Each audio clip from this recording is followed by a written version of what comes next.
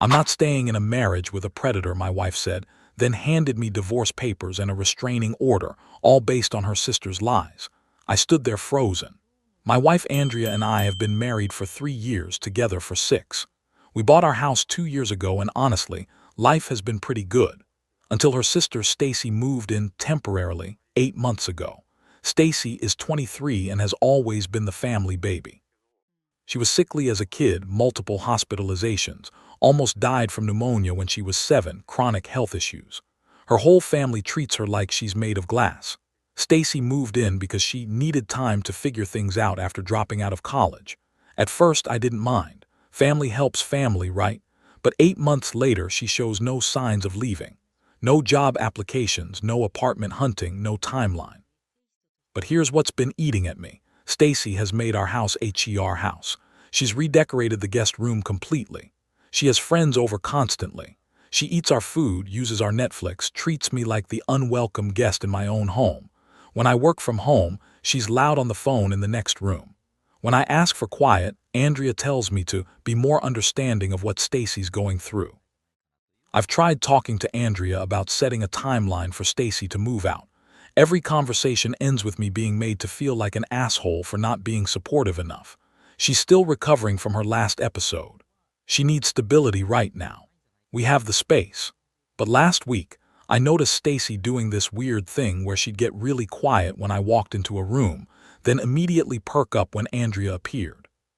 She started making these little comments like, "Oh, Matthew's home," in this tone I couldn't quite place. When Andrea would leave for work, Stacy would suddenly find reasons to be wherever I was. Kitchen when I'm making coffee, living room when I'm watching TV. Nothing obvious enough to call out, but enough to make me uncomfortable. So last Sunday, we're having dinner with Andrea's parents and her other sister Claire. Normal family dinner, nothing unusual.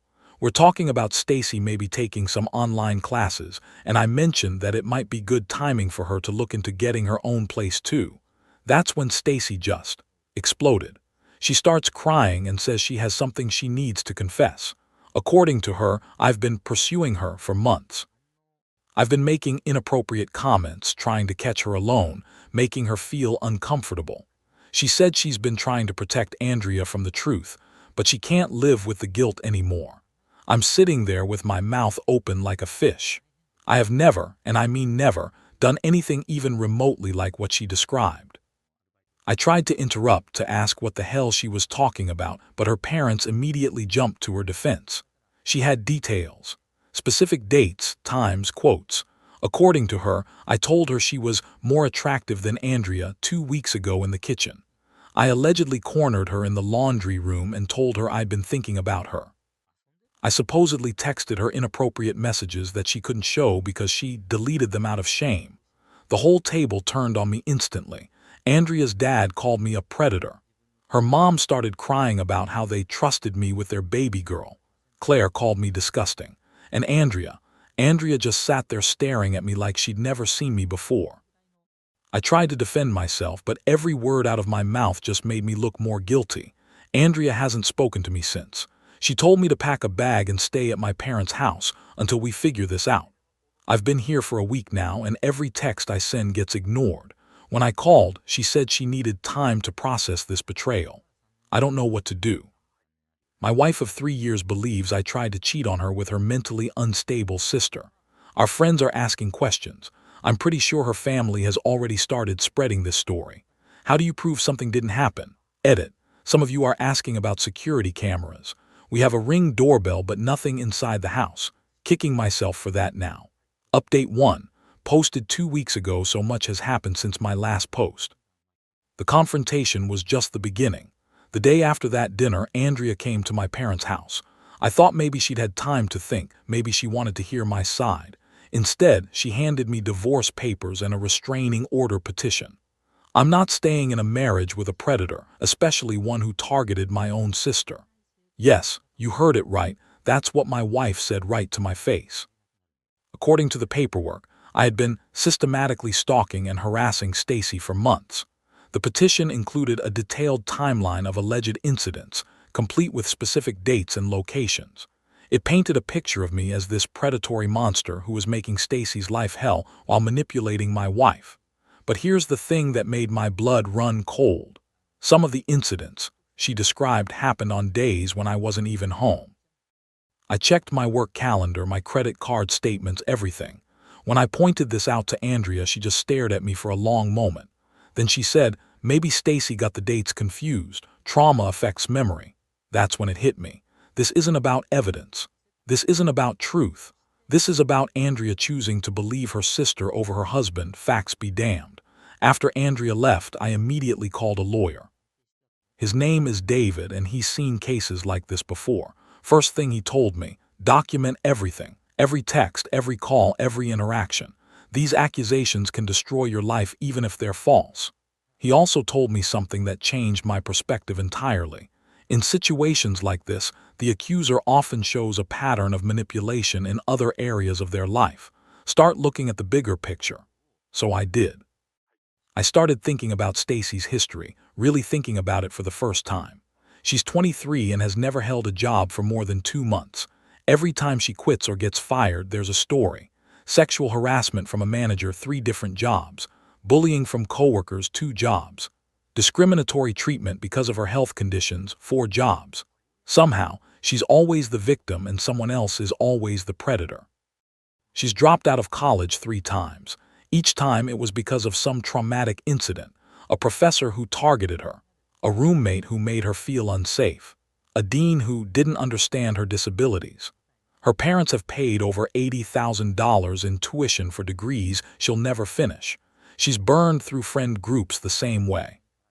In the 8 months she's lived with us, I've watched her cycle through at least 4 different social circles. Each group starts as her best friends ever and ends with drama about how they betrayed her or didn't support her when she needed them most. It's textbook, and I fell for it completely. The family dinner where she confessed wasn't spontaneous. She'd been setting the stage for weeks, making me look suspicious by being quiet around me, making little comments to Andrea about feeling uncomfortable but not wanting to cause problems, getting me to push for her to move out so it would look like I was trying to get rid of the evidence. My lawyer and I have been building a case not just for the divorce, but for defamation, because this isn't just about my marriage anymore. Word has gotten around our friend group, our neighborhood, my workplace.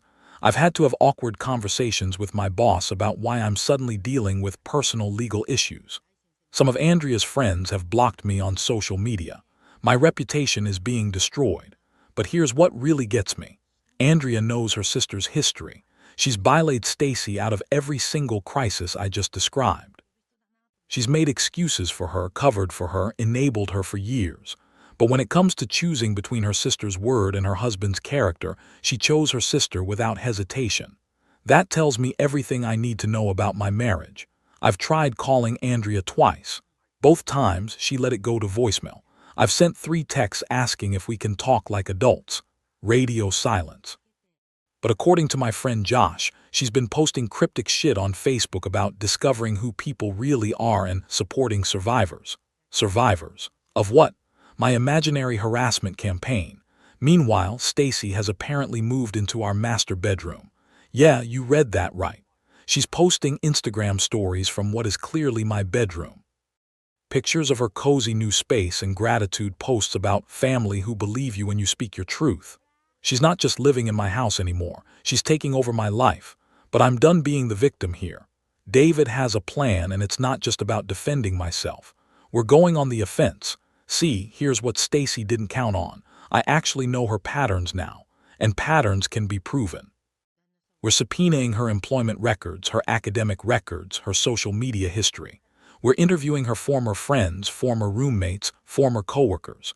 We're building a profile of someone who has made a career out of false accusations and playing the victim. And here's the beautiful part. Her story about me has inconsistencies. Remember how I said some of the incidents happened when I wasn't even home? Yes, that. My phone records, credit card statements, work calendar, and GPS data tell a very different story than Stacy's timeline. On paper, I can prove that her version of events is physically impossible. But the real breakthrough came 3 days ago. Remember Claire, Andrea's other sister? She reached out to me. Apparently, she's been having her own doubts. Not about me necessarily, but about Stacy. Claire told me something that made my blood boil. Stacy has been making similar accusations about Claire's husband for months. Nothing as serious as what she's accused me of, but a pattern of making him uncomfortable, then playing victim when he tries to set boundaries. Claire said she didn't think much of it at first, but after seeing what happened to me, she started connecting dots. I thought he was being paranoid, Claire told me. But now I'm wondering if she's been testing the waters, seeing how far she could push before making bigger accusations. Claire is scared to speak up because she knows the family will turn on her the same way they turned on me, but she agreed to talk to my lawyer if it comes to that. I'm not the first. I probably won't be the last. This is who Stacy is. The worst part, I think part of Andrea knows this too. But she's so invested in protecting her fragile sister that she's willing to sacrifice our marriage to maintain the illusion. I'm done fighting for someone who won't fight for me. The divorce papers are signed on my end. Let's see how much that house and that lifestyle mean to them when they're paying for it themselves. Edit. Claire reached out after seeing this post. She wants to make it clear she never accused her husband of anything inappropriate. She was describing how Stacy behaves around him. I've edited to make that clearer. A lot of people are asking about the restraining order. My lawyer got it dismissed due to lack of evidence and the timeline inconsistencies. Stacy was not happy about that. Update 2, posted 1 week ago. This week has been absolutely insane, but I finally feel like I'm winning this war. 3 days after my last post, my lawyer and I discovered something that could guarantee me most of our assets. And once Andrea's family found out, they decided to stage an intervention. It was Andrea, her parents, Claire and her husband, and of course, Stacy. They showed up unannounced at my parents' house. My dad answered the door and immediately told them to leave, but I said I'd hear them out. Biggest mistake I've made in this whole situation. Andrea's mom started crying the moment she saw me. She gave this whole speech about how I needed to take responsibility for my actions and get help for my problem. Her dad was more direct. Called me a predator again, told me I was sick for going after someone vulnerable like Stacy. Said the only reason they weren't pressing criminal charges was because Stacy was too traumatized to go through a trial. Claire was quiet mostly, and Andrea, she looked exhausted like she hadn't been sleeping. She kept talking about our marriage vows and how I'd thrown away everything we built together. But Stacy was the star of the show. She sat there crying silently, occasionally dabbing her eyes with tissues. Every time someone supported her, she'd give them this grateful, fragile look. She kept talking about how scared she was of me, how she felt safe for the first time in months, now that I was out of the house. It was honestly a masterclass in manipulation. That's when I decided to stop playing defense and go on the attack. I pulled out my laptop and started showing them the evidence my lawyer and I had compiled. Phone records proving I was out of town during 3 of the alleged incidents. Credit card statements showing I was at work during 2 others. GPS data from my car that contradicted her timeline. Explain this, I said, pointing to the screen. March 15th, Stacy claims I cornered her in our kitchen at 7 p.m. Here's my hotel receipt from Cleveland. Here's my boarding pass. Here's my rental car GPS showing I was 300 miles away. The room went quiet. You could literally hear the clock ticking. Andrea stared at the screen for a long moment, then looked at Stacy. Stacy, honey, maybe you got the dates mixed up. And that's when Stacy made her first mistake. Instead of acting confused or apologetic, she got defensive. Dates don't matter. The intent was the same. He was always looking for opportunities. But these aren't mixed up dates, I said calmly. These are fabricated incidents. You made up specific conversations that couldn't have happened because I wasn't there. Her dad jumped in to defend her. She's been through trauma. Memory issues are normal. Then explain this, I said, pulling up the next piece of evidence. I showed them Stacy's employment history. 7 jobs in 5 years, all ending with harassment or discrimination claims. 3 schools, 4 separate complaints against professors or administrators for inappropriate behavior. Notice a pattern, I asked. In 5 years, Stacy has accused 14 different men of harassment, discrimination, or inappropriate behavior. What are the odds that every single workplace, every single school, every single social group has a predator who specifically targets her? The room was getting uncomfortable. Claire's husband was shifting in his seat. Andrea's parents were exchanging looks, but the nuclear bomb came when I pulled up the financial records my lawyer had subpoenaed. "Did you know," I said, looking directly at Andrea, "that your sister has been stealing from us for 8 months?" I showed them the bank statements. Over $12,000 in unauthorized charges on our joint credit card. DoorDash orders every single day, sometimes multiple times per day, shopping sprees at expensive stores. Uber rides to places I'd never heard of. Andrea went white as a sheet. That can't be right." I handed her the statements. "Look at the dates, Andrea. Look at the amounts. Your sister has been committing credit card fraud for months, and when I started asking questions about money, suddenly I became a sexual predator." Stacy was full on panicking now. "Those charges aren't mine. Someone must have stolen the card. This is just another attempt to make me look bad." "Really?" I said, "because I have the delivery addresses. They're all to our house. I have the Uber pickup locations. They're all from our house. I have security footage from the stores where the card was used." I didn't actually have store footage, but she didn't know that. "This is ridiculous." Stacy stood up, tears streaming down her face. "You're trying to destroy me because I told the truth about you. This is exactly what abusers do. They turn everything around on their victims." But the room had shifted. Claire was staring at her sister with this look of dawning realization. Even Andrea's parents were looking uncertain. Andrea was still staring at the bank statements. "Stacy, these charges. Some of these are for hundreds of dollars. Did you use our card?" "It was an emergency," Stacy said. "I was going to pay it back. I've been in crisis mode." "For 8 months?" I asked. "To the tune of $12,000. That's when Claire spoke up for the first time. "Stacy, remember when you told me that Matthew made you uncomfortable last month? You said he was always trying to get you alone." "Yes," Stacy said eagerly, thinking Claire was supporting her. "That was the same week you asked me for money," Claire continued. "You said you were broke and scared and needed help. I gave you $500. Claire looked around the room. "She's been asking all of us for money for months. From me, from our parents. Always with some crisis, always with some emergency." She then turned to Stacy. "If you were stealing from Matthew and Andrea this whole time, why did you need money from us?" The room was silent except for Stacy's crying, which was getting louder and more dramatic by the minute. That's when my phone buzzed with a text from David. Perfect timing. "Actually," I said, "there's more. My lawyer just sent me this." I showed them the report he'd compiled from interviewing Stacy's former coworkers and roommates. 3 different people had told him that Stacy had made false accusations before. A former roommate said Stacy had accused her boyfriend of hitting on her, then admitted months later that she made it up because she wanted the boyfriend to break up with the roommate so she could have the apartment to herself. A former coworker said Stacy had filed a harassment complaint against their manager, then bragged to another employee that she was hoping to get him fired so she could get his position. I watched Stacy's face as I read these accounts out loud.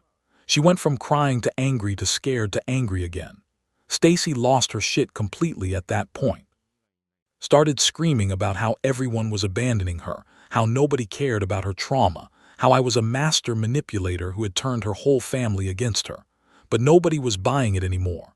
The family left shortly after, with Stacy still screaming about betrayal and abandonment. Andrea stayed behind and asked if we could talk privately. We talked for 3 hours. She apologized over and over, begged me to consider working on our marriage. But the damage is already done. She never even asked for my side of the story. She just immediately assumed I was guilty and started planning her exit strategy. That tells me everything I need to know about how she really sees me and how little our marriage actually meant to her. I told her I appreciated the apology, but I was moving forward with the divorce. We can be civil about it, especially now that she knows the truth, but I can't trust her anymore. And without trust, there's no marriage. She cried, but she didn't fight me on it. I think deep down, she knows this is over. The financial stuff is going to be interesting, though. My lawyer says the credit card fraud and the false accusations give me grounds to claim most of our assets. Turns out that when your spouse's family member commits financial crimes against your marriage, it affects asset division. Stacy is apparently staying with some friend now, but according to Claire, she's already wearing out her welcome. Shocking, I know. Final update. Posted 3 days ago. Well, Reddit. While this legal saga still has a few months to run, the important battles are already won. The divorce proceedings are moving forward smoothly. We've reached a comprehensive settlement that gives me 75% of our assets, including the house. While the final decree won't be official for another 8 to 10 weeks, Andrea and I have signed binding separation agreements that give me immediate possession of the house and financial accounts. Andrea finally moved out last week. More importantly, the criminal case against Stacy is proceeding exactly as my lawyer predicted. The restraining order petition was dismissed. The criminal charges for credit card fraud are moving forward. The prosecutor told my lawyer that with $12,000 in documented theft, this is a slam-dunk felony case. Stacy's court-appointed attorney has already approached us about a plea deal, but she's refusing to take it herself even when facing 2 to 3 years in prison. But here's the beautiful part. Even if she takes a plea deal now, she'll have a felony record. Good luck getting jobs or apartments with a conviction for financial fraud. My reputation, meanwhile, is fully restored. Yesterday, I got a call from my company's HR director. Apparently, word about Stacy's criminal charges and the evidence in my favor had reached my workplace. My boss wanted to make sure I knew that everyone was fully supportive and that my reputation was completely intact. 3 of Andrea's friends who had blocked me on social media reached out to apologize. 2 neighbors who had been treating me coldly stopped by to say they were sorry for believing the rumors. But the real story is what happened to Stacy after my last update. Remember how I mentioned she was staying with a friend? Well, that lasted exactly 1 week. According to Claire, who's become my main source of intel on this shit show, Stacy tried to pull the same victim routine with her friend's boyfriend. But the friend, who had been following the drama with our family, told Stacy she was full of shit and kicked her out. So Stacy went back to her parents' house. And this is where things got really interesting.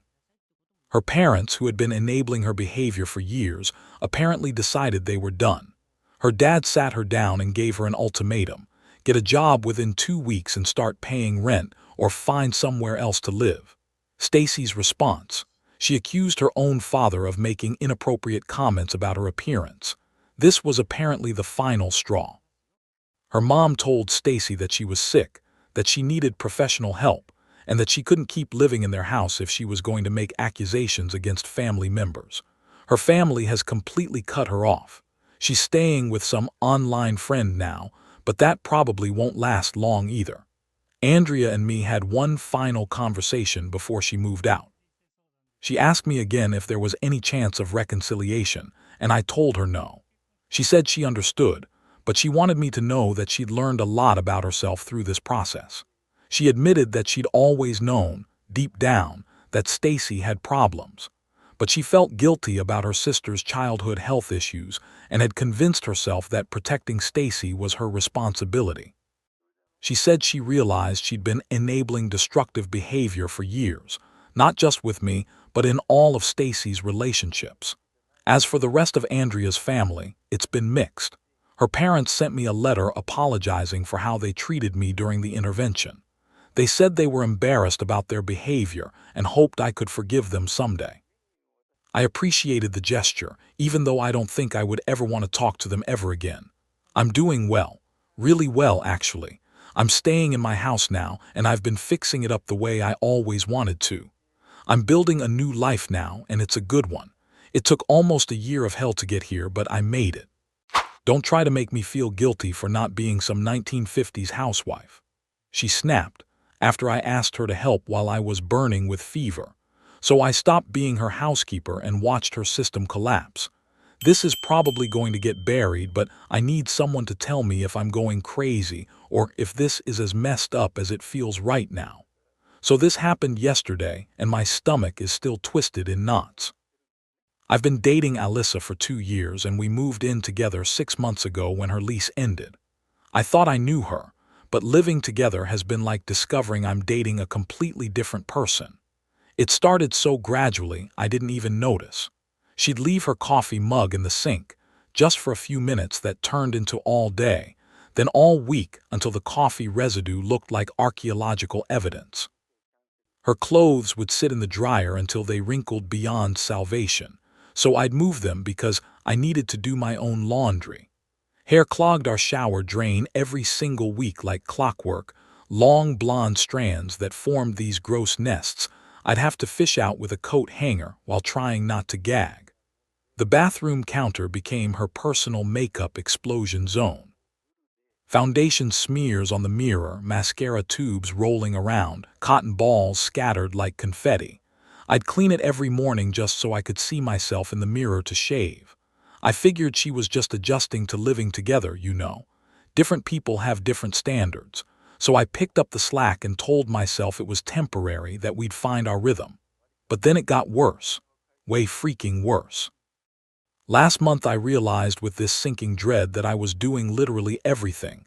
Dishes, laundry, vacuuming, scrubbing the bathroom, taking out trash, even wiping her makeup off the bathroom mirror every morning like I'm her personal cleaning service. I started paying attention to the details. She'd use every pot and pan to make mac and cheese, then leave them soaking indefinitely.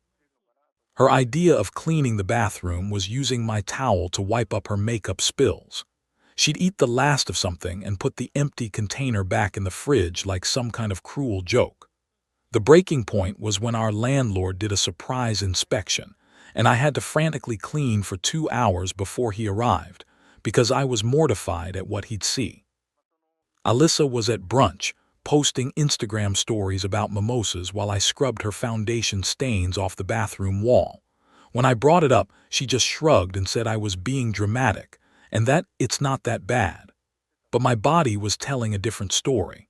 I'd gotten this nervous stomach thing that kicked in every time I walked through the front door, seeing what new disaster was waiting for me. Yesterday was the breaking point. I'd been sick with a fever for 3 days, barely able to get out of bed without the room spinning. The apartment looked like a bomb went off. Dishes piled up until we had no clean plates, trash overflowing onto the floor, her clothes creating this weird obstacle course from the bedroom to the bathroom. I asked if she could maybe handle some dishes since I could barely stand without feeling like I was going to pass out. She looked up from her phone with this annoyed expression. Seriously, right now, I've been sick for 3 days and there's no clean plates left. I'm not your maid, Derek, I work too, you know. If you want it clean so badly, like, do it yourself. My chest tightened like someone was squeezing it. That's exactly the problem, Alyssa. I am doing it myself, all of it, every single time. Oh my God, here we go again. Alyssa, I'm literally just asking you to wash one plate while I have a fever. And I'm telling you I don't have time for this right now. I'm stressed about work and you're watching TikToks. Her face went red. Don't police what I do in my free time, that's so controlling. I'm not. I stopped, took a breath. Can you just help? I can barely function right now. And I already do most of the housework as it is. I never asked you to clean. You choose to do it because you're, like, obsessive about this stuff. Don't try to make me feel guilty for not being some 1950s housewife. That's not who I am. I tried explaining that basic cleaning isn't housewife work, it's just adult responsibility.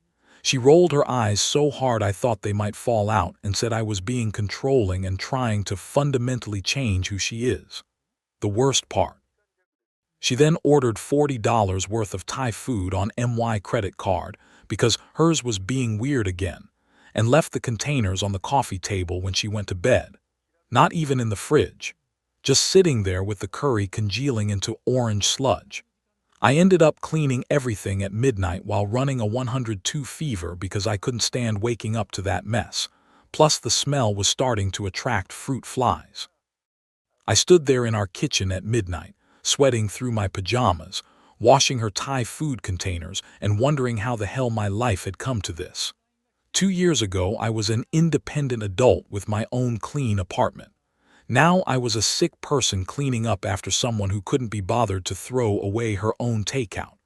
I've been lying awake calculating chores like some kind of psychopath. When did I become this guy? The guy who mentally catalogs every dish, every piece of trash, every mess that needs handling.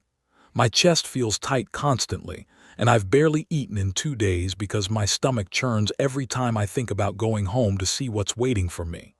She makes about the same as me, works the same hours, but somehow I'm responsible for maintaining our entire living space. And when I ask for help, I'm the controlling one. Am I actually being unreasonable here? Is wanting your live-in girlfriend to occasionally wash a dish really that crazy? Edit. Yes, she leaves dishes with actual food chunks on them for days until they smell. Yes, I've tried just leaving things and it literally doesn't get better, it gets worse. No, she doesn't have depression or any medical issues that would prevent cleaning. You know what though? I'm starting to think I'm just a glorified Roomba with feelings. Update 1. Posted 2 weeks ago after reading all your comments and losing sleep over them. I realized I needed to have a real conversation with Alyssa. Not the careful tiptoeing I'd been doing where I basically apologize for existing before asking for basic partnership. I waited for a good moment when we were both relaxed and brought it up again. I started by explaining how overwhelmed I was feeling and asked if we could work out some kind of chore schedule together. Something fair. Maybe we could even make it fun, chore music, rewards for completing tasks, whatever worked. She immediately got this look, like a switch flipping from reasonable person to someone I didn't recognize. Her whole posture changed, arms crossed, jaw set. We're seriously doing this again. I told you I'm not going to be I'm not asking you to be anything except my partner in this relationship. Whatever, Derek, like I don't see dirt the way you do. That phrase hit me like ice water. I asked what she meant by that, genuinely curious if maybe she had some kind of different perception or something. Look, you're just better at this stuff than me, okay? You actually care about it being perfect. I'm more creative and free-spirited. We have different strengths. I felt this weird cognitive dissonance, like she was describing two completely different people. Better at it, as if loading a dishwasher required special skills that only some people possessed. Something shifted in my chest, not anger, but this weird clarity. I asked her what her strengths were in our relationship, hoping to understand how she saw our partnership. She paused for way too long. I handle the emotional support and social planning. Can you give me examples? Her face got flushed. God, you're like interrogating me right now. I listen when you vent about work. I plan our dates sometimes. I sat there processing this while she looked at me expectantly, like she just solved all our problems. I clean our entire apartment weekly, do all laundry, dishes, grocery shopping, meal planning, and maintain our living space like a full-time job. But I'm getting the better deal because she listens when I talk. Alyssa, listening to your partner isn't a household chore. That's just basic relationship stuff that both people should do. Don't twist my words, you know what I mean. No, I honestly don't. Help me understand what you think our natural division of labor should be. The air in the room felt thick. I could see her brain working, trying to find a way to justify this without saying out loud what she really thought. Or do you just think I should do everything while you contribute? What exactly? Some emotional support. That phrase came out of my mouth, and even I could hear how bitter it sounded. She started crying, not the manipulative crying, but something that looked genuinely hurt. You're attacking my character. If you really loved me, you wouldn't try to force me to be someone I'm not.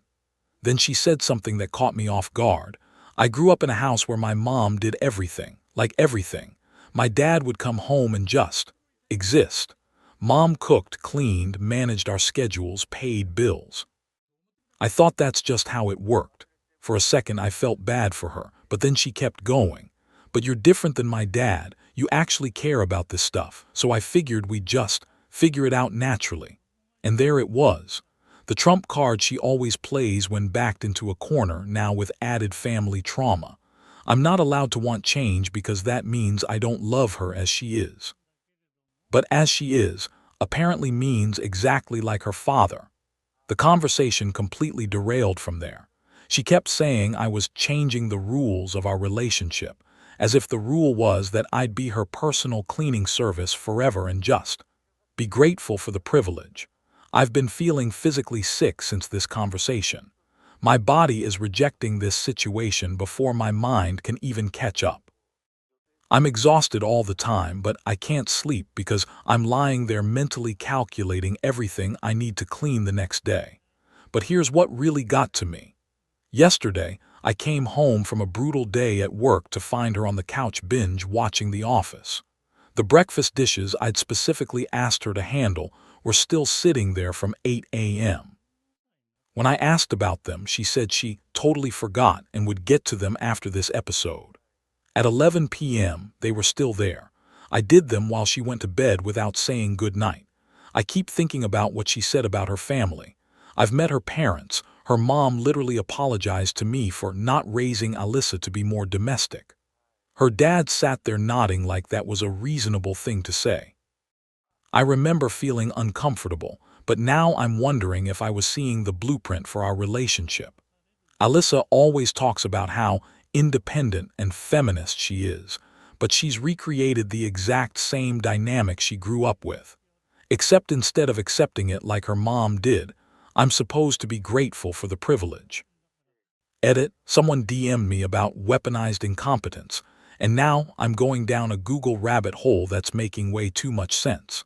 Update 2, posted 1 week ago. Well, the situation has exploded in ways I never saw coming, and I might have just nuked our entire relationship from orbit. After reading more of your comments and doing some research into this weaponized incompetence thing, I decided to try an experiment. For 1 week, I would only clean up after myself. My dishes, my laundry, my messes. I wouldn't touch anything of hers. I'll be honest, I was terrified. Part of me wondered if I was being too controlling, if I was turning into my father who criticized everything my mom did. But I had to know if she was capable of basic adult functioning or if I was just enabling learned helplessness. At first, she didn't notice. Her cereal bowl sat in the sink for days, slowly transforming into a science project. When she finally did say something, "Why are there like so many dishes?" I told her calmly she could wash hers whenever she wanted. She looked at me like I'd just asked her to dismantle a bomb. By midweek, the tension in the apartment had shifted. Her clothes piled up. The sighing began, loud, theatrical sighs while she dug through laundry baskets looking for underwear. "This is so stressful," she muttered more than once, like the mess had just happened to her. Toward the end of the week, she finally asked if I was punishing her. I said no. I was just taking care of my own responsibilities like she said she wanted. By the next day, she exploded, like full, complete meltdown. She lost her absolute shit, screaming about how I was being petty and playing games and creating a hostile environment. I stayed calm, which seemed to make her angrier. "This is so passive-aggressive, Derek. You know I don't have time for this. You have the exact same amount of time I do. That's not the point. You know this bothers you more than it bothers me." She paused, and for a moment her voice got quieter, almost vulnerable. "I know I'm not good at this stuff, okay? I never learned how because I didn't want to end up being like my mom." Then immediately back to defensive. "But now you're trying to turn me into some Stepford wife." There it was. She literally admitted she expects me to do everything because I care more, but dressed it up as some story about resisting toxic family dynamics. When I called her out on it, she said I was twisting her words and being manipulative. But here's where it gets crazy.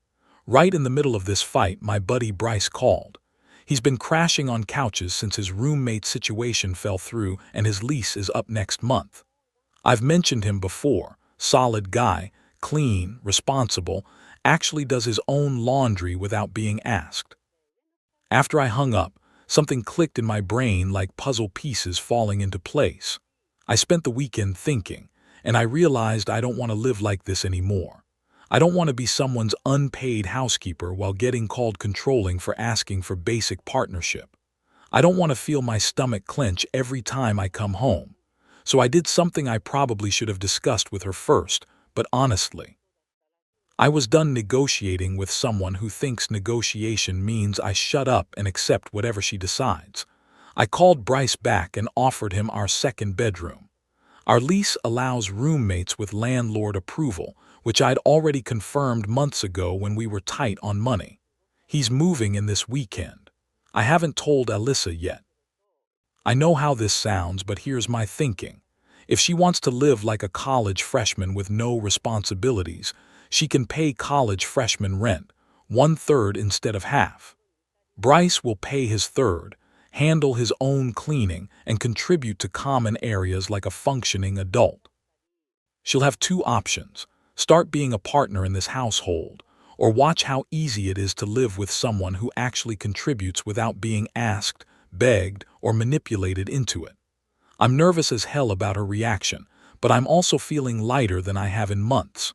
For the first time in forever, I feel like I'm taking control instead of just enduring whatever gets thrown at me. Bryce moves in Saturday. I'm telling her Friday night after dinner. Edit. Yes, I know this is a big decision to make unilaterally, but I'm on the lease. I have the legal right to add approved roommates, and honestly, I'm tired of asking permission to not be taken advantage of. Final update. Posted 3 days ago. I'm still processing what the hell just happened, but at least it's finally over now. Friday night, I told Alyssa about Bryce moving in.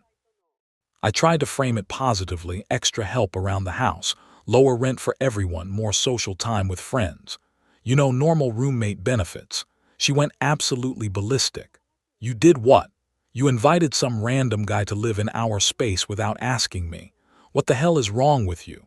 I reminded her we split everything 50-50 currently, so with 3 people it would be 33-33-33. She'd actually save money.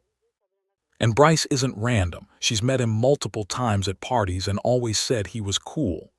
This isn't about money, Derek. This is about you making major decisions without me. This is my home too. My chest got tight again, but this time it was anger, not anxiety. And yet you've never acted like it. You don't clean it, maintain it, or take any responsibility for it. So this is punishment. You're bringing in some guy to spy on me and make me feel unwelcome in my own home. We went in circles for hours. She kept using words like manipulative and controlling, while I kept pointing out she'd have more money and fewer responsibilities, exactly what she seemed to want. Every time I tried to explain, she'd interrupt with "I can't even," or "this is like so," and then storm off. Saturday morning, Bryce showed up with his stuff. Professional, polite, immediately started organizing his room. He brought cleaning supplies, his own cleaning supplies, and asked if it was okay to do a load of laundry. I almost laughed at the contrast. Alyssa locked herself in our bedroom and refused to come out. She ordered DoorDash and made them leave it outside the apartment door rather than answer when Bryce was in the living room. I had to explain to this poor delivery driver that my girlfriend was having a day. The passive-aggressive Olympics had officially begun. She'd slam cabinets when Bryce was around, play music loudly from the bedroom, and have intentionally loud phone conversations about toxic living situations and feeling unsafe in her own home. Meanwhile, Bryce was just existing normally, which somehow made her behavior more obvious. He'd rinse his dishes immediately after eating. He'd wipe down counters after cooking. He'd put things back where he found them. Revolutionary stuff. Sunday was when everything shifted. Bryce had been there 2 days and had already done more housework than Alyssa had in 2 months. He cleaned up after himself immediately, did a load of dishes that included some of mine and Alyssa's, vacuumed the common areas, and even fixed our wobbly coffee table with some hardware he had in his toolkit. I found myself relaxing in ways I hadn't in months. I could eat breakfast without stressing about the dishes. I could watch TV without mentally cataloging messes. It was like someone had turned off this constant background anxiety I didn't even realize I was carrying. When Alyssa saw him doing dishes, she completely lost her mind. "Oh, so now you're trying to make me look bad by having your little friend be the perfect roommate. This is so calculated." Bryce, who had been nothing but respectful, finally spoke up. "I'm just cleaning up after myself. Same thing I do living alone. Nobody asked you." That's when it hit me like a brick wall. She wasn't angry about the cleaning or the roommate situation or even the unilateral decision. She was angry because her system was broken. She couldn't rely on me being the only one who cared about our living space anymore. Over the next 3 days, the dynamic completely transformed. Bryce and I would cook together and clean as we went. We'd watch TV and tidy up during commercials. Normal adult behavior that felt revolutionary after months of being the only functioning person in the apartment. Alyssa started spending more time at Sarah's place or working late. When she was home, she was hostile and passive-aggressive, but she couldn't really complain because the house was cleaner than it had ever been. Wednesday night, she asked to talk. "I can't live like this anymore. I feel unwelcome in my own home." I asked what would make her feel welcome. Having a partner who makes decisions with me, not to me. The irony was suffocating. Like how you made the decision not to do housework without discussing it with me. Her face went blank. We talked for a long time, and for the first time ever, she actually admitted she had been unfair about the chores. She even said something that surprised me. "I think I was scared that if I started doing housework, I'd turn into my mom. Like she gave up everything, her art, her friends, her dreams, to take care of everyone else. I didn't want to lose myself like that." For a moment, I felt like I was seeing the real Alyssa, scared, human, trying to avoid repeating patterns. But then she immediately followed with, "I was willing to try harder, but now you've poisoned the whole situation. I can't be myself with some stranger judging my every move. Bryce isn't judging you, he's just living like an adult. That's exactly what I mean. You brought him here to show me up, to prove some point. I can't trust you anymore." She moved out yesterday, took her stuff while I was at work, and left her key on the counter with a note saying she'd find somewhere she's actually wanted. The note was on the back of a takeout receipt, which felt pretty on brand. The relief I felt was overwhelming. I didn't realize I'd been holding my breath for months until I could finally exhale. The apartment feels bigger somehow, like I can move freely in my own space again without calculating what mess I'll need to clean up later. That evening, Bryce and I ordered pizza and watched a movie. Halfway through, he paused it and said, "Dude, I hope this wasn't too weird for you. I know breakups are rough." I told him it wasn't weird at all. It was actually the most normal I'd felt at home in months. We talked for a while about relationships and boundaries, and he shared some stories about his own past situations. It felt good to have an outside perspective that confirmed I wasn't crazy. Bryce and I have fallen into this easy rhythm. We split chores naturally without discussion or negotiation. If something needs doing, whoever sees it first handles it. We keep common areas clean, cook together sometimes, and actually enjoy being at home. It's what I thought living with a partner would be like. No more fruit flies. No more mystery smells from forgotten food containers. No more picking up after someone else constantly. No more feeling like a house manager instead of a person living in his own space. I'm sad the relationship ended, but I'm not sad about losing that dynamic. Thanks for helping me see clearly, Reddit. This community kept me sane when I thought I was losing my mind. If you don't like how I act, there's the door. No one's forcing you to stay," she said loudly after flirting with another guy all night in front of my coworkers. So I took her advice and walked out. "So this happened last weekend. Sorry if this is long, but I need outside perspective because everyone around me is telling me different things. I've been with Eva for almost 3 years, living together for the past year. She's always been really social and flirty, which I initially found attractive. But over time, it started feeling disrespectful, especially when she'd do it right in front of me. The pattern usually goes like this. We're out somewhere, she starts getting touchy and giggly with other guys. I feel uncomfortable, and when I bring it up later, she tells me I'm being insecure and controlling. She'll say things like, "That's just how I am," or "You knew I was social when we met." I started doubting myself, thinking maybe I was being too jealous. But last Saturday was different. We went to my coworker's housewarming party. I was actually excited because I don't get to hang out with work people much, and Eva had been complaining that we never do anything fun anymore. Everything was going fine until we got to the kitchen where this bartender from her favorite spot, Nate, was helping serve drinks. The moment she saw him, it was like I disappeared. She immediately went into full flirt mode, touching his arm while laughing, leaning in close when talking, making these exaggerated expressions. At one point, she literally turned her back to me to face him completely while they talked about some inside joke from the bar. I'm standing there holding both our drinks like an idiot.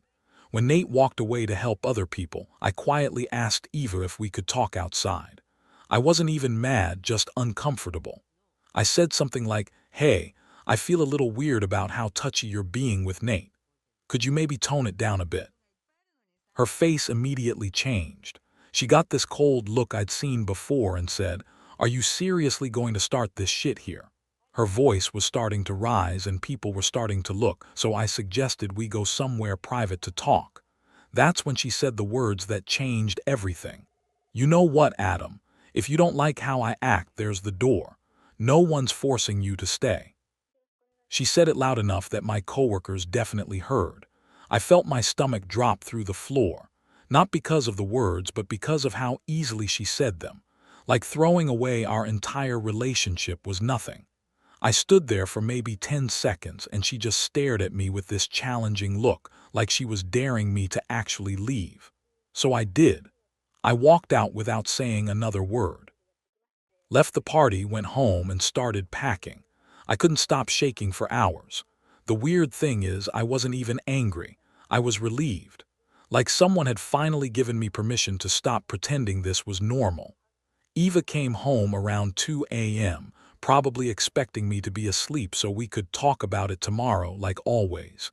Instead, she found me loading boxes into my truck. She immediately switched to damage control mode, saying she was drunk and didn't mean it, that I was overreacting to a stupid fight. But something had clicked for me. I told her she was right. If I didn't like how she treated me, I should leave. And I was leaving. She started crying and begging, but I was already done. I spent that night at my buddy Dylan's place and haven't been back since. The thing is, everyone's acting like I'm being dramatic. Eva's been texting me constantly, and even my mom said maybe I should work it out because relationships take compromise. But I keep thinking about how quickly she was willing to throw us away over me asking for basic respect. Am I crazy here? Is walking away after one fight too extreme? Because honestly, for the first time in months, I actually feel like I can breathe. And I'm still not sure if I really should feel this way. Edit, holy shit, this blew up. Thanks for all the support, guys. Reading these comments is making me realize a lot of things I hadn't connected before. For everyone asking, yes, I'm staying gone. Some of you called this controlling behavior, and honestly, you're right. I'm seeing the patterns now. Update 1, posted 2 weeks ago. So quick recap of the last post. Eva told me if I didn't like her flirting with other guys, I could leave. I left. She's been losing her mind ever since. The first few days were just constant calls and texts. When I didn't respond, she showed up at Dylan's place where I was staying. Dylan answered the door, and here's where his personality really came through. He's this laid-back guy who never gets confrontational, but he was not having it.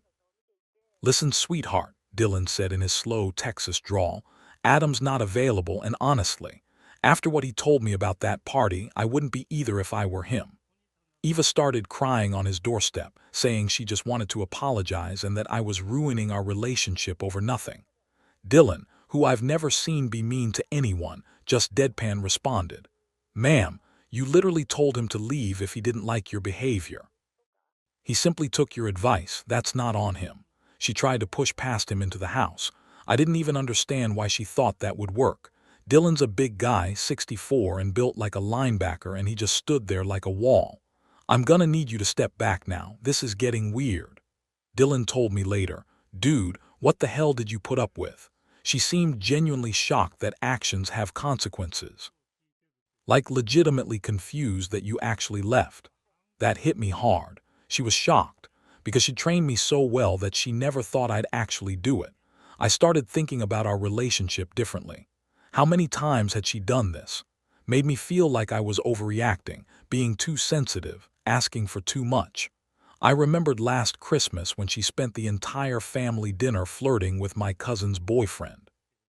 When I brought it up later, she said I was being possessive and that she was just being friendly. I ended up apologizing to her. Or 6 months ago when I found out she'd been texting her ex regularly and never mentioned it. When I asked about it, she turned it around on me for snooping through her phone. I wasn't. She left it open on the counter. I ended up feeling bad for bringing it up. Reading your comments made me realize this was a pattern. She'd push boundaries, I'd express discomfort. She'd make me feel wrong for having feelings about it, I'd back down. Rinse and repeat until I stopped bringing things up altogether. But this time was different because she miscalculated. She thought she could use her nuclear option, telling me to leave, and I'd fall in line like always. Instead, I called her bluff. The real wake-up call came when I went back to the apartment last Tuesday to get more of my stuff. I thought she was at work, but she was there waiting for me. The conversation that followed showed me exactly who I'd been living with. She started sweet. "Baby, I'm so sorry. I was drunk and stupid. You know I love you more than anything." When that didn't work, she tried guilt. "You're throwing away almost 3 years over one mistake." That's not the Adam I fell in love with. When I stayed calm and kept packing, she switched tactics. "You're being incredibly selfish right now. Do you know how hard this has been for me? I've been crying for days." She even tried to show me proof of how miserable she was, but her frustration only grew when I didn't give it so much as a glance. Finally, when nothing else worked, the mask came off. "Fine, you want to act like a child. See how you feel when you're living in some shitty studio apartment because you couldn't handle having a girlfriend who's social." That last part stuck with me. Couldn't handle having a girlfriend who's social. As if respecting your partner is some impossible standard. My mom called yesterday. Apparently Eva reached out to her, and this is where I learned something about my mother I never knew. Mom's always been diplomatic, always looking for the middle ground, but this phone call was different. "Adam, honey," she said in that careful voice she uses when she's trying not to lose her temper, "that girl called me yesterday crying about how you just disappeared and broke her heart." I started to explain, but Mom cut me off. "Let me finish. She wanted me to convince you to call her." But Adam, in 30 years of marriage to your father, he has never once told me to leave if I don't like something. Not once. That's not how people who love you talk to you. Turns out my mom has been in Eva's corner because Eva's always been charming around family. But something about Eva's phone call set off alarm bells. She kept saying you overreacted to one little comment. But honey, telling your partner to leave isn't a little comment. That's serious. That's cruel. I've been staying at the extended stay hotel my company uses for traveling employees, even though Dylan insisted I could crash at his place until I found somewhere. It's basic but peaceful. No walking on eggshells, no analyzing every interaction for hidden meanings, no apologizing for having normal human reactions to disrespectful behavior. The thing is, I'm not angry anymore. I'm grateful. She showed me exactly how much respect she had for me and our relationship. When someone tells you to leave if you don't like how they treat you, believe them. They're telling you exactly how much they value you. Dylan just texted me. Eva's been calling him asking where I'm staying. His response was classic Dylan. "Even if I knew, which I don't, I wouldn't tell you. You burned that bridge yourself, darling." Edit about the apartment, it's in her name, thankfully. I just had my stuff there. Already changed my address for everything important. Someone asked about financial stuff. We had a few shared accounts that I've already removed myself from. Netflix, Spotify, utilities were in my name, already transferred or canceled. She's about to get some surprise bills. Update 2. Posted 1 week ago. You guys are not going to believe this update. Eva has completely lost it, and the universe has served up some poetic justice that I couldn't have scripted better myself. First, the escalation. After I went radio silent, Eva apparently decided to take this public. She posted this long Facebook rant about how I abandoned her over a tiny disagreement, and how she's heartbroken that someone she loved could be so cruel and vindictive. The post was full of manipulation tactics you guys helped me recognize. She painted herself as the victim who made one small mistake and was being punished way out of proportion. She talked about how she's been struggling with depression since I left and how she never thought the person she loved most could be so cold. But here's where it gets good. Remember my coworker's party where this all started? Well, several people from that party are mutual friends with us on social media. They saw her post and were not having it. My coworker Jake was the first to comment. Jake's this quiet accountant who usually avoids drama, but he'd reached his limit. Eva, I was standing right there when you told Adam to leave if he didn't like how you were acting.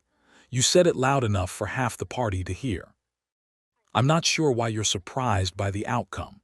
But Jake wasn't done. He followed up with, also, for someone who's heartbroken, you sure didn't seem bothered when you were flirting with Nate for 20 minutes right after Adam left. Just saying. Then Emily jumped in. Emily's this no-nonsense project manager who doesn't sugarcoat anything. Girl, everyone at that party heard what you said to him. You literally told him to go if he didn't like it. What did you expect? Also, the way you were hanging all over that bartender while your boyfriend was standing right there was uncomfortable to watch. We were all talking about it. But the absolute nuclear moment came when Nate, yes, the bartender she was flirting with, commented on her post. And this is where I found out something interesting about Nate. Turns out he's not just some random bartender. He's actually studying psychology and has zero patience for manipulative behavior. His comment was surgical. Hey Eva, I don't usually get involved in personal drama, but I feel like I need to say something here. I've been bartending for 6 years, and I've seen this pattern before. The way you act when your boyfriend isn't around at the bar versus how you act when he is, that's not healthy relationship behavior. Maybe instead of asking people to convince him to come back, you should ask yourself why he felt like he needed to leave in the first place. He continued, also, for what it's worth, every time you've complained to me about him being controlling or insecure, the examples you gave sounded like a guy asking for basic respect. That's not control, that's having standards. I wasn't even on Facebook when this happened. Dylan screenshot everything and sent it to me with a message. Bro, the internet just served Eva a reality check with a side of humble pie. This is beautiful. Apparently, Eva deleted the entire post within an hour, but not before dozens of people saw it in some shared screenshots. The damage was done. The best part, several people reached out to me privately afterward. Turns out Eva's behavior at the party wasn't a one-off. Multiple people told me they'd noticed how she treated me over the years and were glad I finally stood up for myself. Emily messaged me, Adam, I've wanted to say something for months. The way she dismisses you when you're talking or rolls her eyes when you express an opinion, it's been painful to watch. You deserve so much better. Jake, who I barely knew outside of work, sent this long message. Dude, I'm sorry I never said anything before. She acts like you're an inconvenience she has to deal with. The way she interrupts you or changes the subject when you're speaking, it's not normal. My wife actually asked me once if you guys were okay because Eva seems to actively dislike you. Even people I barely knew were reaching out with support.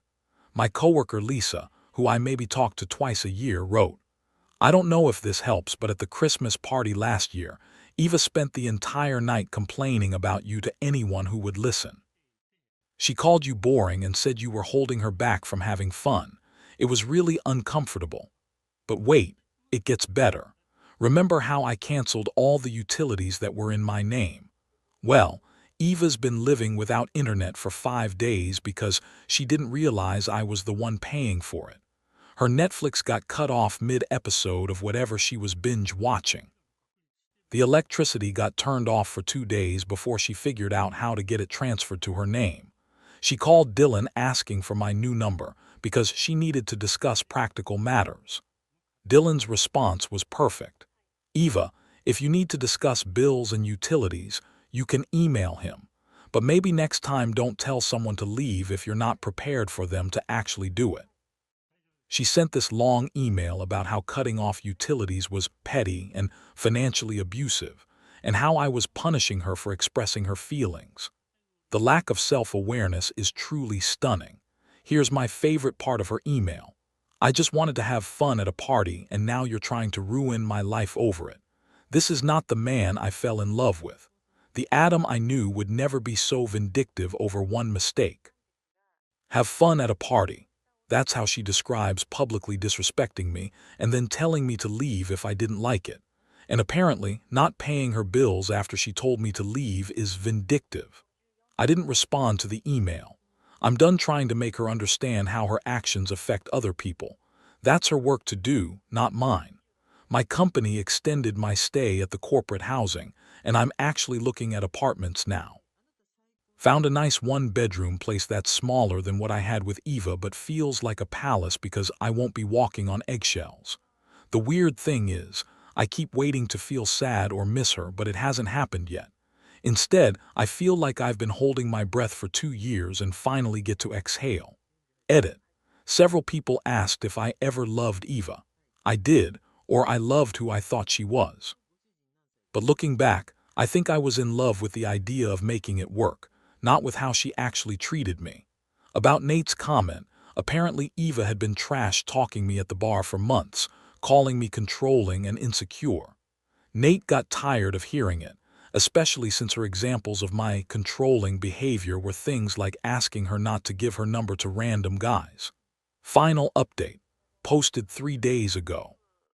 This is going to be my final update on this saga. It's been 3 weeks since I walked out of that party, and my life is completely different now. I signed a lease on that one-bedroom apartment I mentioned. It's small, but it's mine, and more importantly, it's peaceful. The last interaction with Eva happened 5 days ago, and it involved more people than just us. She showed up at my new building somehow. I still don't know how she got the address.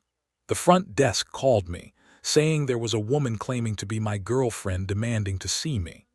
I went down to the lobby and found Eva looking like she hadn't slept in days. But she wasn't alone. She'd brought our mutual friend and my coworker, Sarah, along as some kind of mediator. Apparently, Eva had convinced Sarah that this was all a big misunderstanding, and that if someone could just help us communicate better, we could work it out.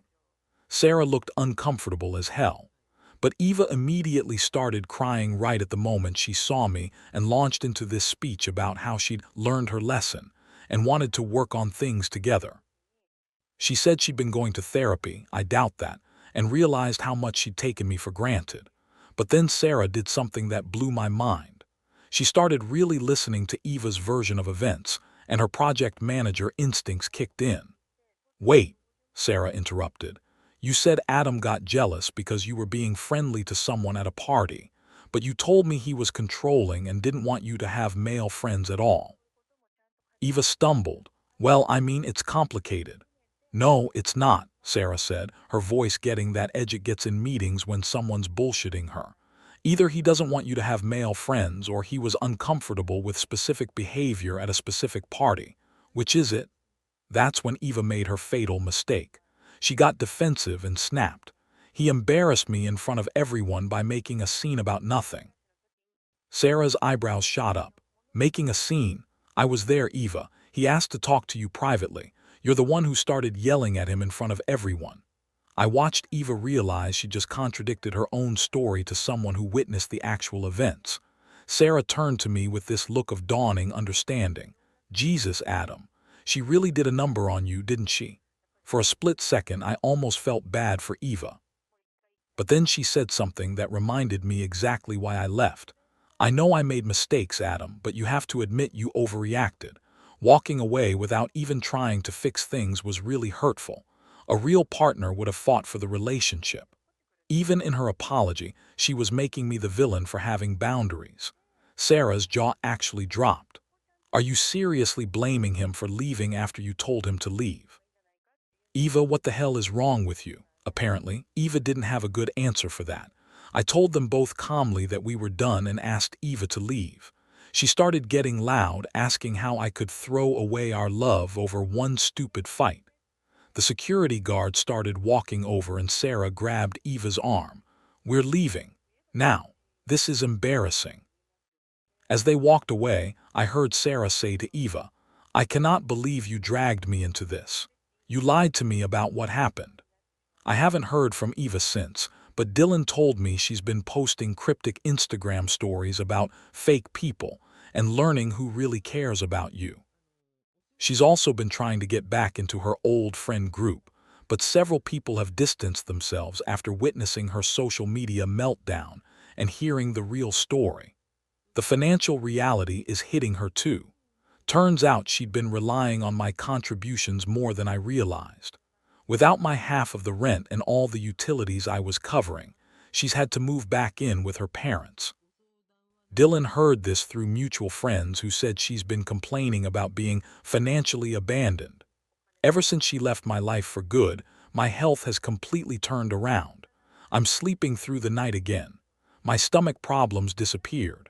I've lost weight because I'm not stress eating constantly.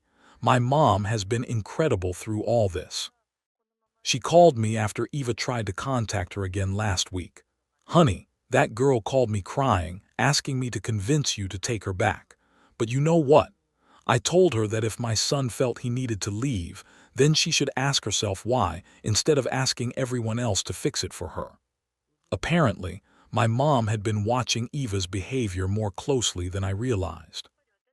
Adam, I never said anything because I didn't want to interfere, but that girl has a mean streak.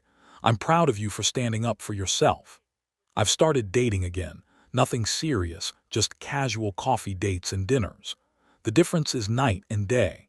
When someone respects you, conversations flow naturally. There's no analyzing every word for hidden criticism or walking on eggshells about normal preferences and boundaries. Dylan summed it up perfectly when we were having beers yesterday. Brother, you dodged a bullet. That girl would have made you miserable for the rest of your life. She was already making you miserable, you just thought that was normal. Sometimes the best thing you can do for yourself is walk through the door someone else opened for you. Thanks again, Reddit. Edit. Oh, Sarah texted me this morning. I owe you an apology. I had no idea what you were dealing with. That girl is unhinged. Honestly, having coworkers who witnessed it validate my experience has been huge for my healing. The saga has reached its conclusion. Time to focus on the future. I needed a break, my sister said after using my support money for a luxury Hawaii vacation. I canceled all payments. Now she's repaying every penny. I'm 32. For 2 years, I believed I was helping my sister Emily. She had 2 kids, Sarah, 8, and Michael, 6, along with a deadbeat ex-husband who hadn't paid child support in years, and bills that kept endlessly piling up.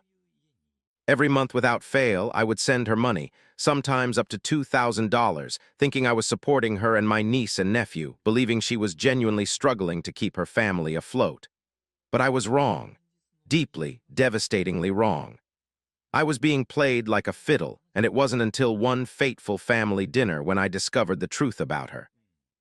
It was my mother's 60th birthday dinner, and the whole family had gathered at my parents' colonial-style house in the suburbs. Emily arrived fashionably late as usual, wearing designer clothes that I now realize should have been my first red flag, given her supposed financial struggles. The kids trailed behind her, noticeably subdued, wearing clothes that had clearly seen better days. The evening started normally enough. The conversation flowed as it usually did, work updates, neighborhood gossip, stories about the kids.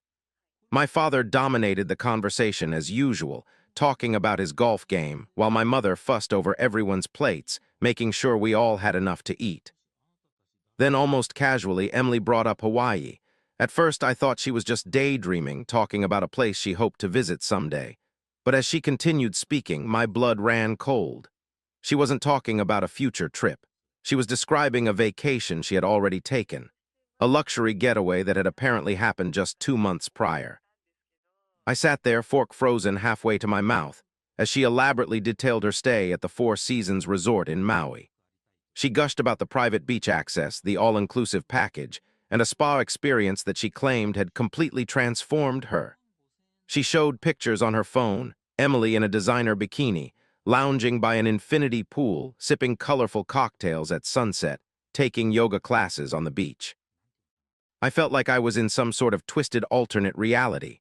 My mind raced back to all the tearful phone calls, the desperate texts about needing money for groceries, for the kids' school supplies, for urgent car repairs. I thought about all the overtime I'd worked, the vacations I'd postponed, the savings I'd depleted, all to help my sister who was supposedly struggling to make ends meet. The kids sat quietly at the far end of the table, picking at their food. Sarah's sweater had a visible hole in the sleeve, and Michael's sneakers were held together with duct tape. Yet here was their mother, casually discussing her luxury spa treatments and private yoga sessions. "Wait," I finally managed to say, my voice tight with controlled anger. "You went to Hawaii with what money?" The room fell silent. My mother suddenly became very interested in rearranging the flowers in the centerpiece. My father shifted uncomfortably in his chair. "But Emily?" She just looked at me with an expression of mild annoyance, as if I was being deliberately obtuse. "Well, yours," she replied, taking a sip of wine. "Obviously." The casual way she said it, like it was the most natural thing in the world, made my blood boil. But what came next was even worse. "The kids stayed with Mom and Dad," she continued, completely oblivious to my growing anger.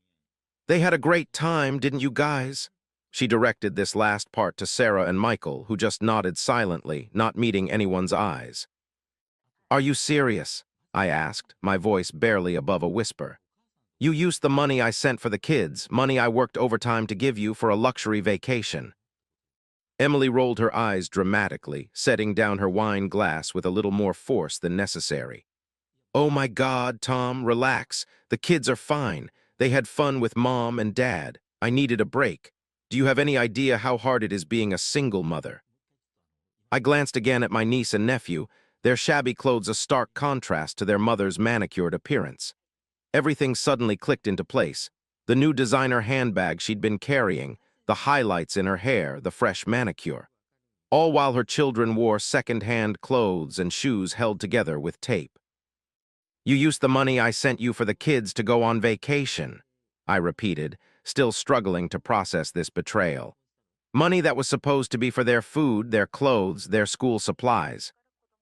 She rolled her eyes again. "You don't get it, Tom. I'm a single mom. I needed a break. I deserve to be happy, too. And besides," she added with a sly smile, "it wasn't just a vacation. I was networking." "Networking?" I echoed incredulously. "Yes, networking," she said, brightening. "That's actually how I met Jacob. He's amazing. Owns his own business, drives a Tesla, everything I've been looking for. We're going on another trip next month." That was the moment, that precise instant, when something inside me broke. 2 years of sacrifices, of working extra shifts, of putting my own life on hold to help my sister and her children, all flashed before my eyes. Every time I'd skipped a night out with friends because I'd sent my spare money to Emily. Every time I'd put off buying something for myself because Emily had called with another emergency. It had all been a lie. "You took my money, Emily," I said, my hands shaking as I gripped the edge of the table. "Money that was meant to help your children, and you spent it on luxury vacations and chasing rich men." Her response was chillingly casual. "I had to get out there. I can't be a struggling single mom forever, you know. Someone has to take care of me." She dabbed her mouth delicately with a napkin. "And Jacob might be the one. He's talking about taking me to the Maldives next month." The dining room suddenly felt suffocating. "I've had enough," I announced, pushing my chair back from the table. "I'm done helping you. All of it, the rent money, the utility payments, the car loan, it stops now." The change in Emily's demeanor was instant and dramatic. The smug smile vanished, replaced by a look of panic I hadn't seen in years. "You can't do that," she sputtered. "I need that money. How am I supposed to?" Before she could finish, my father's fist crashed down on the table, making the dishes rattle. "How dare you say no to your own sister?" he thundered, his face reddening. "After everything this family has done for you." I turned to him, incredulous. "Are you serious right now? She's been lying to me for years, using money meant for her children's basic needs to fund luxury vacations and chase rich boyfriends." "She's trying to rebuild her life," my mother interjected softly, wringing her hands in her lap. "Dadding isn't easy these days, Tom. She deserves a chance at happiness." I laughed bitterly. "By lying to me, by neglecting her kids, look at them." I gestured toward my niece and nephew. "They're wearing worn-out clothes while she's getting spa treatments in Hawaii." "You're her brother," my father growled.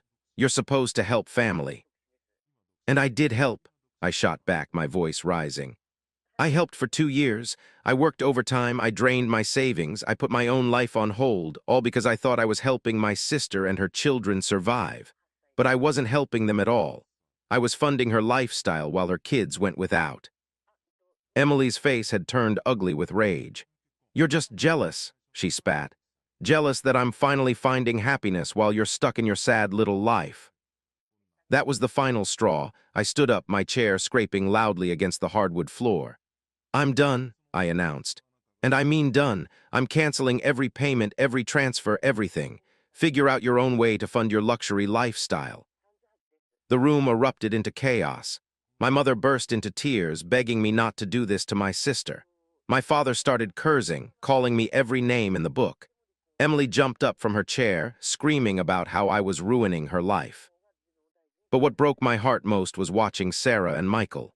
They didn't seem surprised or upset. They just sat there, quiet and resigned, as if they were used to their mother's priorities, used to being an afterthought. I walked out of that birthday dinner with my head held high, despite the screaming and crying behind me.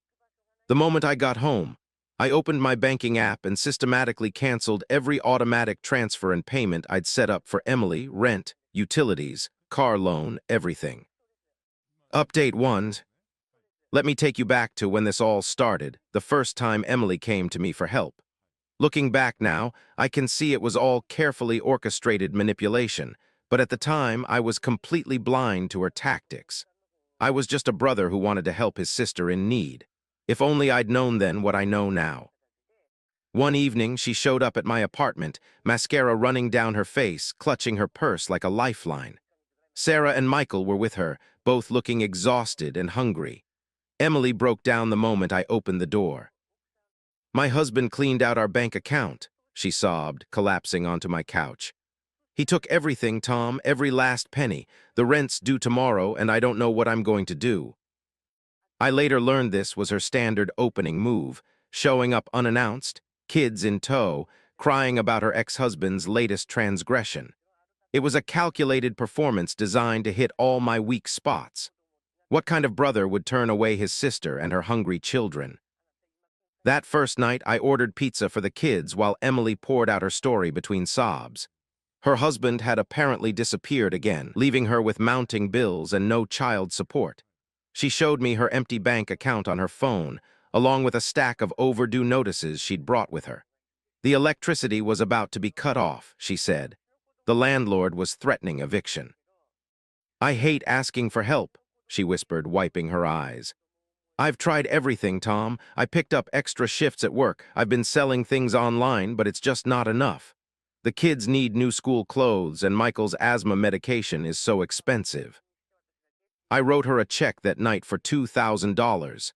It was meant to be a one-time thing just to help her get back on her feet, but Emily had other plans. The request started small at first. A text message about needing money for the kids' school supplies. A tearful call about the car breaking down. Each time, she'd emphasize how much she hated asking for help, how she was working so hard to get things under control. "You're the only one I can turn to," became her favorite phrase. "Mom and Dad try to help, but they're on a fixed income. You're my last hope, Tom." She was clever about it, too. She'd always wait just long enough between requests to make them seem legitimate. She'd send me photos of the kids at school or doing homework, reminding me what my help was supposedly supporting. Sometimes she'd even send me small gifts, nothing expensive, just thoughtful little items that made me feel appreciated and needed. The manipulation extended to the rest of the family as well. At family gatherings, she'd make a point of talking about how hard she was working, how grateful she was for my help. "I don't know what we'd do without Tom," she'd say, hugging the kids close. "He's our guardian angel." Over time, the requests became more frequent and larger in amount. What started as occasional emergency help evolved into regular monthly payments. I was covering her rent, utilities, car payment, and various unexpected expenses that seemed to crop up with suspicious regularity. "The washing machine broke," she'd text. "The kids need clean clothes for school. Could you help? I'll pay you back as soon as Steve sends the child support he owes." Or, "Michael's teacher says he needs tutoring, but I can't afford it. I feel like such a failure as a mother. You're the only one who understands, Tom." She had a way of making each request seem urgent and temporary. There was always a promise to pay me back, always a story about how things would be different soon. Steve was supposedly starting a new job, or she was up for a promotion, or she'd found a way to make extra money from home. I now realized these were all tactics to keep me on the hook. She'd sometimes make small repayments, never more than a few $100s, just enough to maintain the illusion that she intended to eventually pay me back in full. She was also strategic about timing her requests. She'd often contact me late at night, when she knew I'd be tired and less likely to think critically. Or she'd wait until I'd just gotten paid, having somehow memorized my pay schedule. Special occasions were another favorite. She'd remind me of birthdays or school events coming up, making me feel guilty about the kids potentially missing out. The manipulation went deeper than just money. Emily would involve me in the kids' lives just enough to make me feel responsible for their well-being.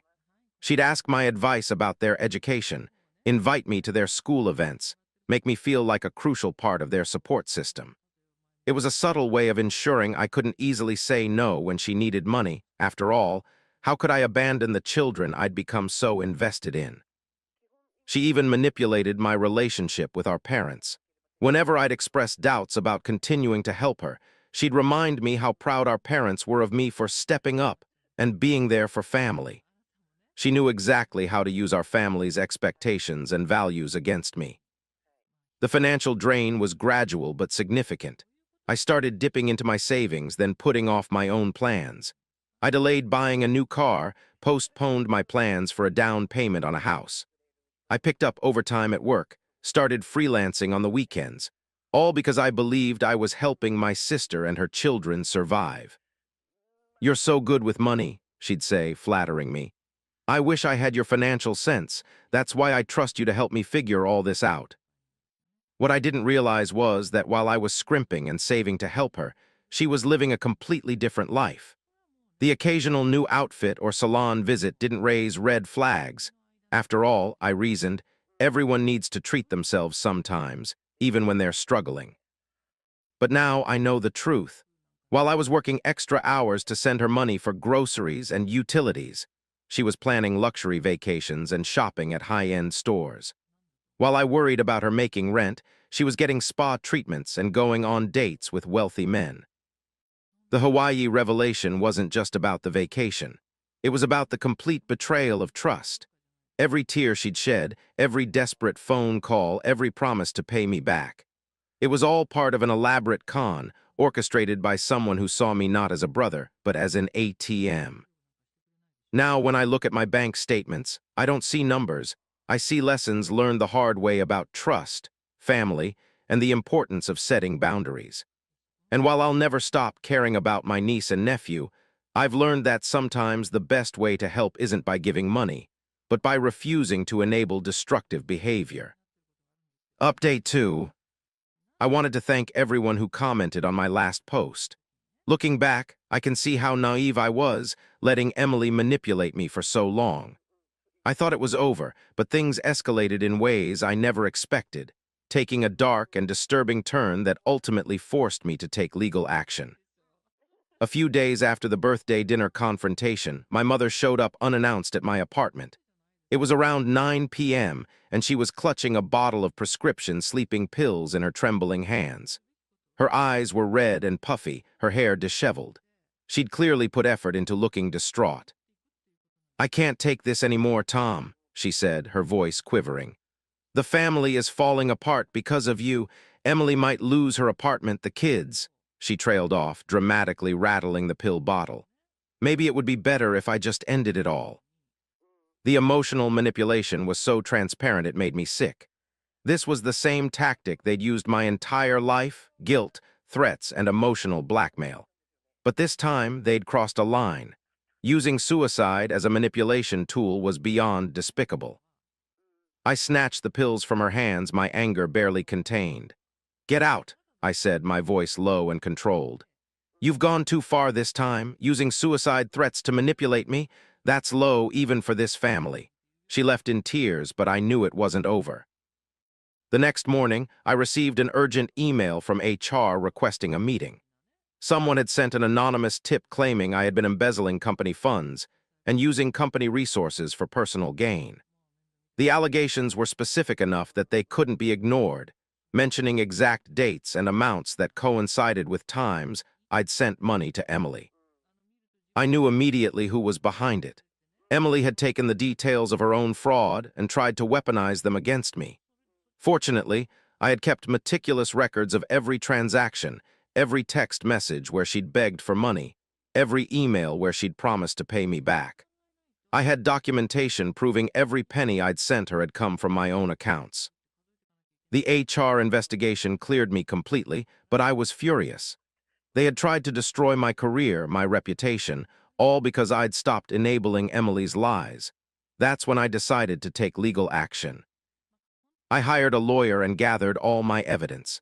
Bank statements showing regular transfers to Emily, text messages where she'd claimed the money was for bills and the children's needs, photos from her luxury vacation, and now documentation of their attempts to defame me at work. My lawyer's eyes widened as she reviewed the file. "This isn't just manipulation," she said. "This is fraud. The intentional misrepresentation of how the money would be used, the pattern of deception, the attempts to damage your career. We have grounds for both civil and criminal charges." I walked into my parents' house one last time, armed with legal documents. They were all there, my parents, Emily, even my aunt who'd been drawn into their web of lies. I placed the stack of papers on the coffee table. "You tried to get me fired," I said calmly, pulling out the HR documentation. "You tried to destroy my career because I stopped giving you money, and now you're going to face the consequences." Emily's face went pale. My father started to bluster, but I cut him off. "I'm pressing charges," I continued. "Fraud, defamation, harassment, all of it. I have everything documented. Every lie, every manipulation, every attempt to destroy my life." "You wouldn't dare," Emily whispered. "We're family. Family doesn't try to get each other fired. Family doesn't use suicide threats as manipulation. Family doesn't steal from each other and then try to ruin the victim's life." My mother began to cry, but this time her tears held no power over me. My father threatened to disown me, but I just laughed. "You can't disown someone who's already walked away." The legal proceedings were brutal. Emily faced fraud charges for misrepresenting how she'd used the money I'd sent. My parents were charged with harassment and making false threats. The evidence was overwhelming: years of text messages, bank statements, emails, and witnesses who'd seen Emily's luxury lifestyle while claiming poverty. The family's reputation in our small community was shattered. My parents' friends, who'd always seen them as pillars of the community, were shocked by the revelations. Emily's new boyfriend, the Tesla-driving businessman, disappeared the moment the charges became public. The courts ordered Emily to repay every penny she'd taken from me, with interest. She was also sentenced to probation and mandatory financial counseling. My parents faced their own consequences for the harassment and false suicide threats. But the real impact wasn't legal. It was personal. Other family members who'd witnessed their manipulation over the years finally spoke up. Cousins shared stories of similar schemes. Aunts and uncles admitted they'd seen the manipulation but had been too afraid to say anything. I moved to a different city, changed my number, and blocked them on every platform. I set up a separate trust fund for Sarah and Michael's education, managed by a professional trustee to ensure Emily couldn't touch it. They might be victims of their mother's manipulation, but they wouldn't be victims of her financial abuse. The healing process was slow. There were nights I lay awake, questioning whether I'd done the right thing by pressing charges. But then I'd remember the years of manipulation, the attempted career sabotage, the suicide threats, and I knew I'd made the right choice. Today, I'm stronger for having gone through this. I've learned that true family doesn't manipulate or exploit. I've learned that standing up for yourself isn't selfish, it's necessary.